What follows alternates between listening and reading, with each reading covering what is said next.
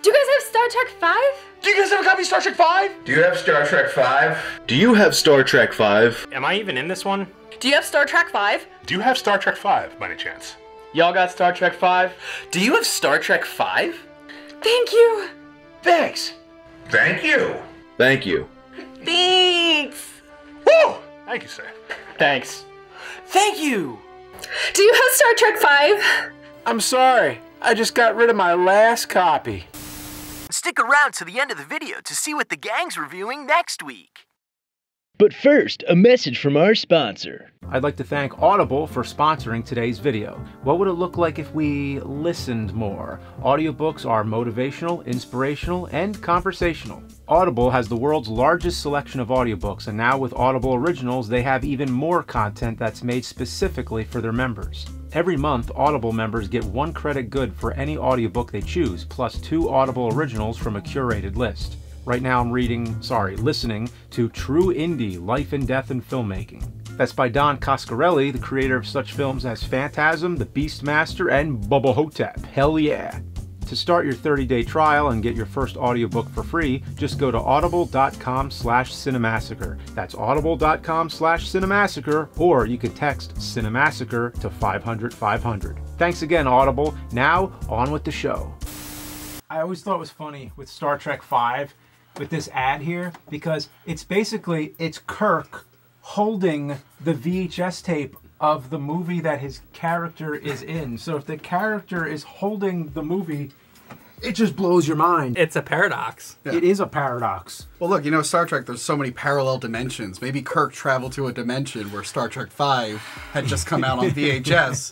And he's like, holy shit, I remember when this happened to me. In this universe, it's a movie. Yeah. That's insane. It's somewhere in Star Trek 3. They're watching Star Trek 2 because it's supposed to be like the cameras on the ship, and they're watching when Spock dies and seeing that he put that thing into Kirk, whatever. Yeah. It's the exact same footage from Star Trek the movie. 2. So Yeah, basically, I always felt they're watching Star Trek 2. Like, shouldn't there have been like a security camera angle on the ship or something different? It's like in Halloween 3 when they're watching Halloween, the original. Yeah. Oh my god. So Star Trek 5. What do you guys think of Star Trek 5? Is there a Star Trek 5? Yes, there is. Because I put in the tape, and I thought it starts out like Mad Max, and then it goes into Cliffhanger, and then it goes into Total Recall, and then it ends like Poltergeist. I didn't watch a Star Trek fucking movie. So this was a very troubled production. Yeah. Oh, and this is the only movie besides Groom Lake that Shatner directed, apparently. He really got that director bug after, like, Nimoy got so well received.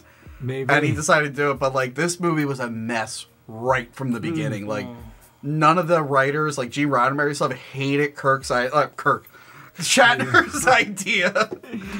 I want to mention, like, real quick, this was during the 1988 writer's strike. So, like, they couldn't, like, the one writer couldn't finish the script. I think Shatner might have actually tried to finish it, which explains a lot. Okay. A couple other movies that got affected was Batman. Like, the writer only got 1 draft. That's why the 3rd act kind of falls apart.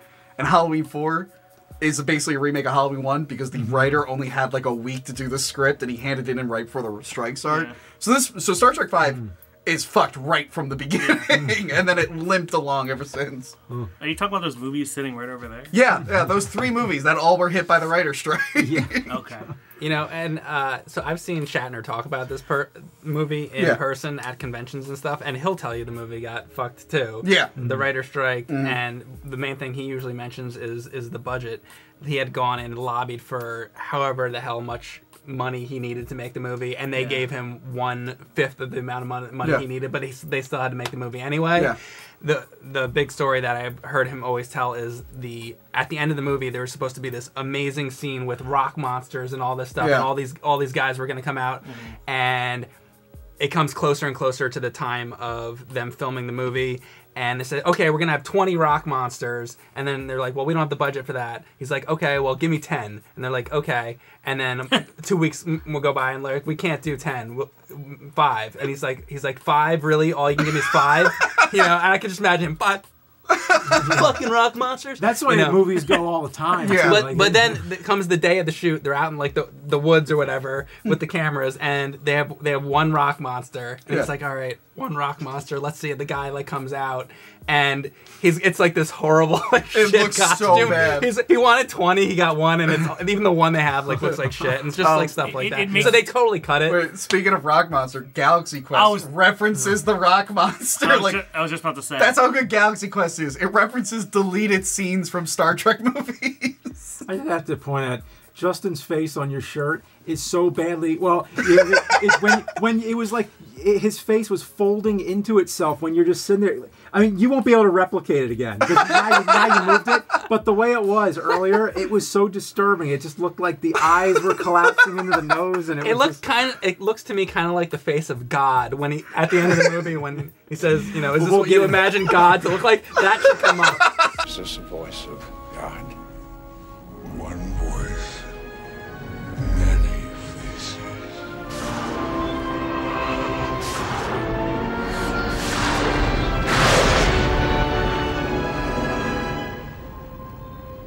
Does this better suit your expectations? I do have a favorite scene, though, which I actually love. It's one of my favorite scenes in all the Star Trek franchise. Not my absolute favorite, but one it's of them. row, row, row the boat, isn't it? Row, row, row your boat. I love that row, row, row your boat scene because they're sitting around the campfire, and and they're like, oh, did you know row, row, row your boat? And they just they lead up to it so much, and they just keep saying it over and over again. And then they're like, okay, it goes like this, and then they just start singing it. And you mean the scene that also has Star Trek fart jokes? And the scene where they're just drinking bourbon? Yeah, also, is there not a Klingon that burps in this movie? Yeah. Oh no, there's burping and fart jokes in the film. And the worst thing, what I hate the most when you go see so many trailers, you go out to the movie, how many trailers have you seen where some asshole walks into a door and then falls over, or somebody whacks themselves in the head? And this is what they do with fucking Star Trek. In the trailer of the movie, you got, I know this ship like the back of my hand, clonk. And it's like, this is supposed to be like science. Does anybody remember like the fucking pilot with like the cage and those like highbrow, like cerebral, like now it's like going to the lowest common denominator. Well, but part of me likes the little... Oh, Tony, don't move. The face, look. There you go. Look at how weird... I hate that fucking shirt. Where'd you get that shirt? He gave it to me. He made it. I like the I like the subplot because this is the new Enterprise. I like that it's like kind of fucked up. That was kind of clever. But then there are stupid shit like that where he bonks his head. Well, the new Enterprise, there's a stupid joke like that. He comes onto the bridge and he sits down in the chair and the chair's like squeak squeak and he's like, I miss my old chair. And then they cut the Spock and he's like, yeah. Apparently in that scene when he gives the jacket to the girl didn't know where to hang the jacket, so she was like looking for I think that's his daughter. Is it? Or she's on the bridge or something. Yeah, like I think that. he has a couple daughters actually. Yeah, Yeah, I think he has 3 daughters. Yeah. How do you like the Wizard of Oz effects in it? Like I guess we got to get into the effects are like a whole conversation. I mean, I'd like to start from the top if possible. Yeah, let's start from the top. So it starts and it's Mad Max. A guy comes up on a space horse to a gingivitis tooth guy. It's weird. And then they go to Paradise City. Isn't he Voldemort from... It's Voldemort from Harry Potter. And then they go to Paradise City, which, you know, it's like take me down to Paradise City. It's Mos Eisley, but it's really shitty. You know? It's awful. They go there, and apparently this is, you know, like we're big Trek fans, probably the biggest. But they have sexy cat aliens, Justin. Yeah, with 3 tits. Oh yeah, you mean the fucking one from Wing Commander? Like, yeah. So now it's the Total Recall bar. It's Star Wars Total Recall bar with Star Trek people, and then they're on a planet in the neutral zone, which was inhabited by all 3 people involved in which they barely explain any of this. Yeah, and I'm like, oh, they tried to make a peace planet for all 3 I thought races. it was like where they could have secret meetings without having to go through their government. That might have been true too. I think that's what then it turns out to be this like desert like here's the thing, Shatner wanted to direct it so it's out in the desert so that he can have fucking horses in it, because anything Generations, horses, his movie horses, if it doesn't have horses... Oh, speaking of fucking Generations, like, so Kirk's climbing on a mountain and then he falls and he gets caught by Spock, and it's like, that'd be stupid, Kirk dying from falling off a mountain. And then he, oh my god, and then you're a right. bridge lands on him when he falls off a fucking mountain in Generations. Instead of captain on the bridge, it should be bridge, Bridge on the captain. Bridge on the captain? Yeah, there you go. Great job, Mike. That's Shatner's joke. That's not my joke. That's Shatner's joke. Oh, is it? Okay. Yeah. But I stole that. You got me with that one. By the way, the rocket boots make no fucking sense. Oh, the Like, rocket boots are badass. Like the rockets are like shooting downwards, right? But Spock is able to like angle his body no matter what, and still be. Remember when he like if he bends over, he should be shooting straight. Yeah, and he's upside down with the rockets facing the air, and he's still hovering. I'm like, that doesn't make any fucking sense. You need a rocket helmet to conquer. When Kirk first falls and Spock spins to go down, it's the funniest fucking movie. It's like, and that kind of sucks because like the beginning of that scene is they have an actual mountain climber on an actual mountain. And it looks great. And then Shatner. Yeah, and then they cut to Will Shatner, and the rock looks like paper mache or styrofoam, like it's about to break. Like I'm expecting this fucking set to like fall over on it. If it was Spock climbing the mountain, I would have more respect for the scene. Yeah. But that doesn't make sense. There's no point to have rock climbing. No rocks. The point is that it's Captain Kirk. Even on his vacation, this is what he does because he's such a hero. He was probably like, I'm going to climb a rock, and I'm going to be one with the rocks in the beginning, and then I'm going to fight rock monsters at the end. You get the rock joke? And then it didn't happen. We're bookending it with rocks. Like, you fucker.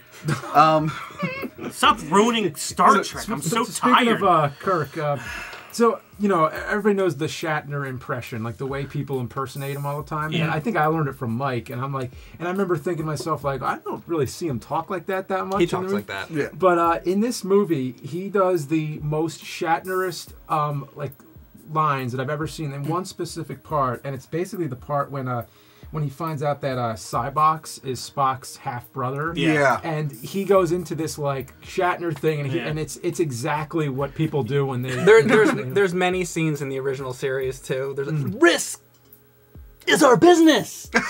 That's why we're aboard her. Right. You know, he does that. No, I know what scene you're talking about. So he goes up to the wall and presses a button, and then a seat comes out of the wall, which I thought was a toilet for a second.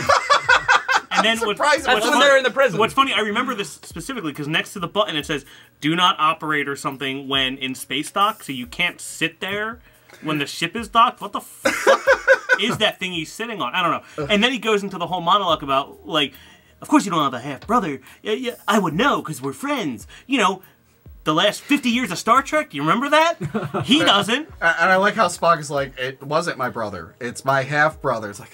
You son of a bitch. I'll say this about Bill Shatner's acting.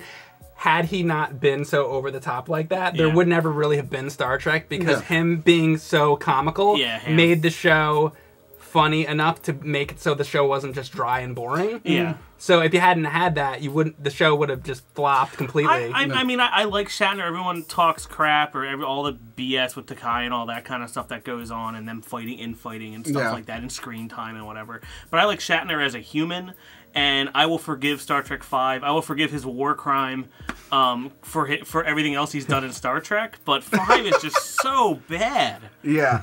It shows no respect to the series, and especially it shows no respect to like NASA and space travel. Well, how about 1, directed by the guy who did The Day the Earth Stood Still? Well, I'm happy you brought up 1, because remember in 1 they capture the Voyager probe?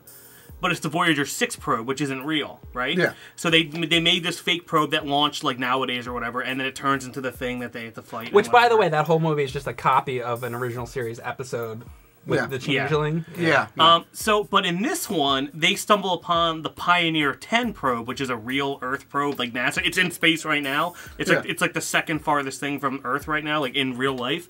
And the Klingons go target practice and just shoot it. And I'm like, that's fucking rude. Imagine. Here's the situation. You are a NASA scientist. Sorry, you're a kid. And you're watching Star Trek on the TV in the 60s, and you're like, wow, space and William Shatner, I'm gonna become a scientist. So you go to fucking engineering school, you become this NASA scientist, you help make the Pioneer 10 probe. and then William Shatner blows it up in space in front of your fucking eyes. Klingon. What? Klingon? No, he did it because he's a director. He's culpable. Wow. Bullshit. Wow. I'm sorry, I get really angry about Star Trek. Like, even though it didn't really happen, but the fact that they did it to the same people who were growing up watching that, who got inspired to launch that fucking thing to begin with.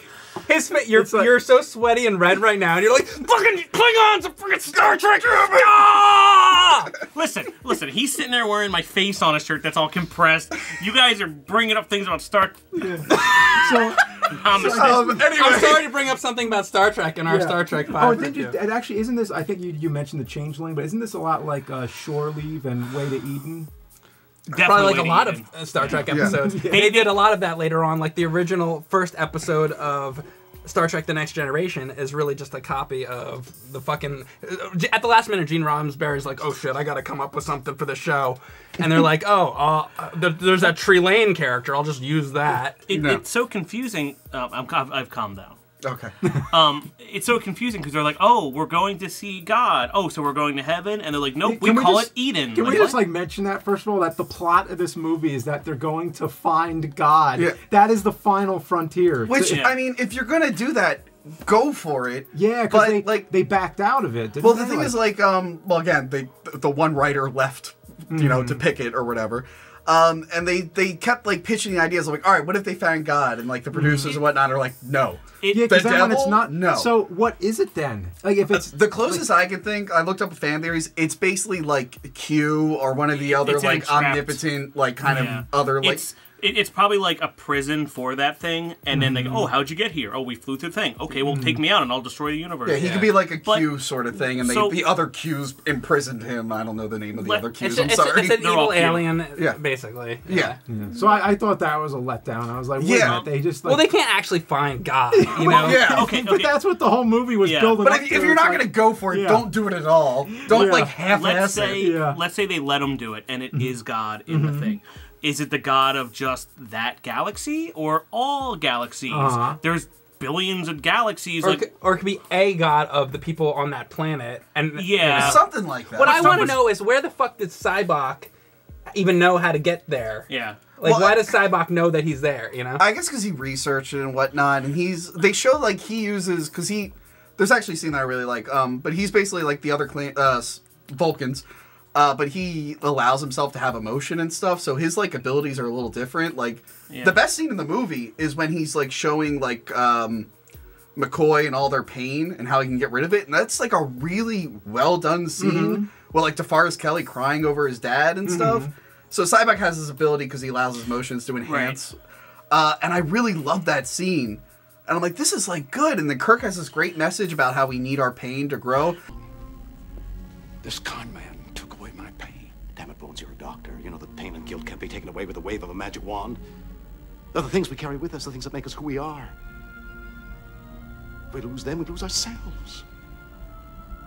I don't want my pain taken away. I need my pain. Yeah. And then it cuts to a planet with styrofoam rocks coming out of the ground. It looks like shit. I have a big problem with Star that Trek is scene, never really about effects, but yes, the effects are pretty cool in this. That scene, though, I have a big problem with it. The whole thing, I need my pain, and we're not going with you, Cybok. Screw you. We're not going. And then they go. Yeah. I'm like, you had a really good scene. Why did you fuck this up? Yeah, because they get to the barrier, and he's like, oh, well, now that I'm here. Well, now that we're here, might as well check it out. Exactly. There's this really good message of, the merits of therapy in your past and mental health, all this stuff. Star Trek is supposed to be science fiction, right? And it goes from that kind of to spiritual fiction. Yeah. And then it just turns into, oh, there's a monster on this planet. We're just going to shoot it with a bird of prey. Oh, toward the end, there is a line that just cracked me up. Well, it's not really a line. It's more like a response that I wish was in it. But toward the end, the Klingons ask Spock to give them Kirk's coordinates. And I so badly wanted Spock to say, yeah, he's on that planet getting laser zapped by God. It makes no sense. Okay, so you're a Klingon, and you're a junior officer who, for some reason, respects the other officer at the end, even though he didn't give a crap about the guy earlier. Yeah. So if his goal, if your goal is to become the best in the galaxy and fight Kirk, the 60-year-old guy climbing rocks and farts and drinks booze and is an asshole, why would you follow him into a black hole? Like that's not very combat. Like, yes, let's beat Kirk in combat. I know, I'll blow up his shuttlecraft. I'll blow him up when he's at his weakest. It's like, that guy's a real asshole. And let's say you wanted to fight Kirk, he's always flying in the black holes or getting himself in situations. Yeah. He's the worst in the galaxy. What are you talking about? The great Captain Kirk. Like, I hate the fucking Klingons in this movie. You know, I like this movie. It's a lot of fun. Yeah, it's bad, but it's a lot of fun. Yeah, I like absolutely. this. Like, this is definitely the worst of the original series, but this is more entertaining to watch than like the next gen movies. I'm not really too into. It's more entertaining to watch than Star Trek Into Darkness. It's more entertaining than that. If I had to choose between two. Yeah. I don't mean to bring up the old, we had a conversation earlier, I think I was screaming at the time, about how, Kirk and the old crew and like how there was a lot of tension on the original set about screen time and stuff. So in this movie that he's directing, him, Spock, and Bones are like, they break free from the mental health, but Chekhov, Sulu, and Uhura are they succumb because they're weak-minded fools. Yeah. And then Scotty runs into a beam. Like if I were any of them, I'd be pissed at him for this movie. Oh, what about the Scotty Uhura love intro, like the love angle? That was weird. It's like, wow. They got around to that. Like, like that was a weird pairing. What about this movie isn't weird? Can we talk about the effects? Okay. So Star Trek usually has great effects in movies. In movies, the effects are really good. But this year, ILM was doing like Indiana Jones and stuff. They couldn't like. There were a lot of big movies that came out. I know that there's one shot of the Enterprise that's in front of a moon, and the moon is humongous, and it was like a test shot. It was a test. It was a visual effects test. Yeah. There's another one. So usually when they talk to the screen, it's like superimposed. Yeah. But they wanted to have Kirk like on set talking to the screen, but they're like, oh, we don't have enough budget for that. So they projected the other guy onto the actual set, but the set is so brightly lit that the view screen just looks really dim. It looks so bizarre. And one of the other worst effects, there's like bad matte paintings and stuff, but the worst effect is that there's just a regular tube TV and they put like a plastic thing in front of it. And that's a space TV. That was them being like, here's our space TV. We put a plastic thing in front of a tube TV. There was also awful cinematography. There's shots where like they're showing the people on the ship and the guy's groin just comes into the frame. There's shots that have so much empty space but not like for a good reason. Cybok looks at the camera for 1 second. Kirk is bigger than the Klingon bird of prey at the end. He's like almost the same. It's supposed to be forced perspective, but they kind of like fucked it up. This movie gets better with repeated viewings. This is definitely to catch all that stuff. Like you gotta watch it. I know one thing that I just learned about it is that Leonard Nimoy was actually really worried about DeForest Kelley when they went down to that planet at the end with God and all that. Because there's one part where they go down a hill and they're all in like their Star Trek costume. DeForest Kelley was getting pretty old by then. He died not too long after the 6th movie, I think. Rest in peace. And then I love DeForest Kelley. Yeah, he's the best. But he goes running down the hill, and I heard Leonard Nimoy talk about that. He's like, I was really worried about him going down the hill, but he got down there faster than I did. So then I was like, whatever. But speaking of getting back to the rocket boots, how about the elevator shaft sequence? Where they go past the same levels like multiple times. It counts. Yeah. And you can see like the arm holding. And I guess that scene is the point of why he's climbing the rock in the beginning, because then they have to climb the turbo lift. Yeah. Don't they do that anyway as Starfleet officer? Why? Tony, as you remember, this is the Enterprise, A. Yeah. And there's things going haywire. Maybe they painted the wrong. Maybe numbers. They painted like floor 57 like 4 times. Correct. Yes. They're not done fixing the ship yet. Yeah. The one other thing, they try to pass off like 2D animation as like 3D effects with the shuttlecraft. I'm like, what the fuck? Like, was that from the animated series? Like, did you think that we were gonna buy that? This is bullshit. Oh yeah. Oh, so there's that scene where they have to get back into the Enterprise and they're on the shuttlecraft, but then the Klingon bird of prey comes. Yeah.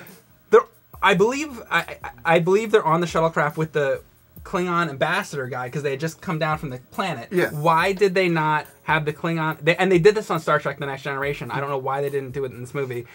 You have the ambassador guy contact the bird of prey guy and be like, "I'm your superior. Stand down." No. And Klingons have honor, so they're supposed to not they're supposed to listen to their fucking superior. Yeah. But I guess this guy was like a rogue Klingon, so he's not going to listen to anybody. If he was a rogue, why would he even listen to the guy anyway? Why do they pull rank? And if Klingons have honor, why do they sneak attack with fucking cloaking technology? I hate them. I went from thinking that this was like the worst of the whole series to now think it's probably the best. Oh my god! Not only do they use the cloaking technology, but they also stole the fucking cloaking technology. Yeah, they didn't even make it. Yeah. Who picked Star Trek 5? At first I was like, 5? That was me. And now I'm like... I wanted to get mad. Now I'm like, of course 5. This is the best one to so talk about. Of course! Of course! 5! 5. 5, but he's doing 10. He always does 10, though.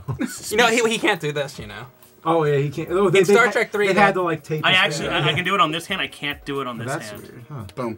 Oh, you guys. Speaking of this, as you probably saw in the beginning of this video, we parodied the VHS commercial for this movie, which I guess the movie did really bad. Not bad enough where they eventually did a sequel, but they really had to push this on VHS, and they have this. They got Shatner holding the tape, then they got James Doohan at the end of the commercial. And actually, come to think of it, do you think maybe they just put his face on there? Probably. Maybe. But one thing in that commercial that bothers me, the one guy goes, "The Final Frontier," and he's wearing a Star Trek shirt, but he's doing this. Where is the Star Trek 5 video? You got Star Trek 5, The Final Frontier. And I'm like, oh, maybe is that V for 5? But he says The Final Frontier. I'm like, did he just... Whoever filmed the commercial didn't know shit about Star Trek. So basically, it's the difference between this or this. Yeah, and then there was just like, all right, do the Vulcan thing, and the actor probably didn't know. I was like, oh, I think it's this. And they're like, whatever, there you go. It's such a bad commercial. One thing, like, you know, where hands are flying everywhere. What about Uhura's dance scene? Oh my god. We're not gonna fucking talk about that? That was bizarre, yeah. We talk about what do you call her? Uhura? I say it wrong. I have a It's speech. Uhura, Is it Uhura? Uhura? I always said Uhura. Uhura? It's Uhura? Uhura? Uhura. Uhura? I always said Uhura, yeah. Yeah, I think either of those are fine, not Uhura. Yeah, that's just the way he's saying it. I once, he's saying Uhura? I call her Miss Nichols. You know, I once randomly walked into Nichelle Nichols in an airport once. It was after the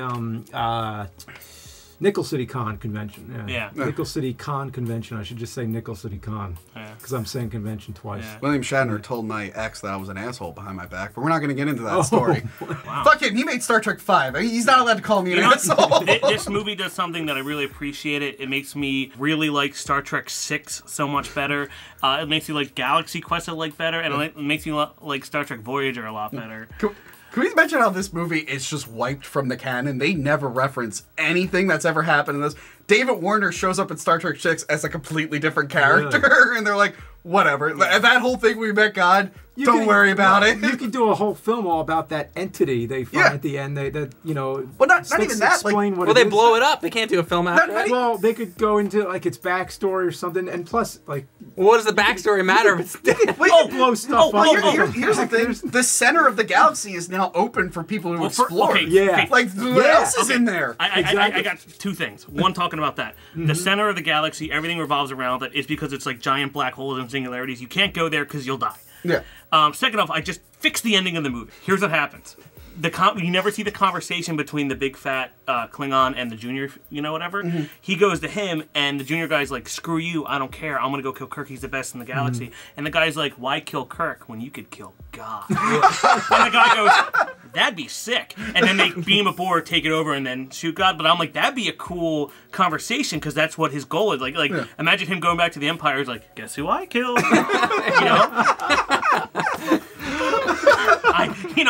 God was looking the other way, and I shot him. And that's probably what Shatner wanted to do, and they wouldn't let him do it. Yeah. You see. I love how he tried to switch with the devil. Can we kill the devil? And they're like, no, that's also bad. Don't say that. They just hit him with like one torpedo, and they just blows up. Yeah, what the fuck? Like, if this is supposed to be like a Q-type creature, that wouldn't hurt him, right? Yeah. What a fucking patak. You know what I'm saying, boys? Bad movie, but entertaining. Very. Let's talk about the VHS boxes, because they're kind of interesting. So I wanted to talk about the box sets of this film, and I think you've shown this one in Chronologically Confused once, I forget. So we have, I think there's 2-3 box sets of this Star Trek. There's the original 5, the 6-pack, and the 7-pack. We don't have the 5-pack, but it's that. And I'm pretty sure it's not on an angle like this one. Yeah, I don't get it. This one's it's like a trapezoid. It's on an angle. It's so weird. Who thought that was a good idea? It won't fit next to your Like you see right here, it would cut in if you tried putting them together. Yeah, it's just so. And then the whole thing sits like a staircase. It was down. just a bad idea. I don't know why they did that. Mm-hmm. So anyway, so we have the picture of the ship on the side, and then this version has Generations on the end, so it doesn't match. Mm-hmm. And what's funny is, so they had an original 5 box, and then they just added space so that it would fit with this, but now it's like off angle. And then we realized something weird. On the back of the tape, there's another image. Yeah, which I used to alternate, to tell you the truth, because this is the one I own right here. And I used to sometimes switch it around, so you turn it around the other way and it makes the other image. Now, of course, let's make to make it match, you have to like put it in reverse order. Yeah, we'll also because when you flip get it, Generations. Get out of here, Generations. Which always made sense to me because it's a next generation cast, so it's but Kirk is in it. Though. If you take 2 perfect sets of 6 and put them together, it's almost a whole image. Because there's a piece of the ship right there. Yeah. So basically, that would go here to match the ship, and that is basically if you take out the undiscovered country, if you take out part 6 from this one. And which is interesting because so it means that they made it so you could take your newly bought 6-pack and your original 5-pack and put them together on your shelf, thus having copies of the first 5 movies and 1 undiscovered country. And that was some forward thinking to match it. Oh wait a minute. Okay, I get you because these ones. Oh no, that has it too. Yeah, it has the same space. But yeah, it was some really well thought out in advance. So if you did the original 5 next to each other, it would look like this, like just this part. Yeah, but there's a problem though, and it's not a big problem. But basically, the motion picture kind of overlaps with part 6. So I mean, because there's little that little piece bothers me. All you have to do instead, take out part 1, take out the motion picture from the second set, and then just put Undiscovered Country back in, and it matches. And then there you go. So why did they do this? And why did they make this a trapezoid? And why did they think people would buy all of them? And how do we continue the image this way? And why did they stick Generations? Which doesn't look the same at all. I think that was when they piece of shit. This is actually the first VHS tape that I ever bought in my life, and because we used to tape the movies on television when they'd come on, but I wanted this really badly, and it was $100, and I paid $100 for this tape. Oh my god! Why was it $100? Because they weren't selling. This is before they sold VHS tapes. I don't know if you guys remember pre Suncoast. Yeah. VHS stores didn't sell VHS tapes usually. Oh wait though, hang on. When did Generations come out? 95? I was buying tapes before this, and they weren't that much. But maybe because it was a new movie. Yeah, it was a new movie. Yeah. Maybe that's why. Because I was buying all those Universal monster movies that are on that shelf. Unless you bought one that a rental store uses to then sell, those are usually more expensive because of the licensing rights. Yeah. Maybe. But regardless, this doesn't fucking fit. Because this was after. It was after. So it's cool that they did the side art, but then because of the side art going through, look at how awful the sides here are. Because they just slapped the poster on there. What the fuck? It's just the side of the frickin' ship. In fact, I think this thing, we were talking about over here with the let's put the ship back together with this one. I think this was an accident. I think that's an accident. The little nubbin. Well, yeah. Because it continues over from the ship because they had to extend it for the other side. Yeah. So I don't think... Goddamn Star Trek. So anyway, it's pretty weird. So, yeah, I don't know. Scotty, 4 to beam up.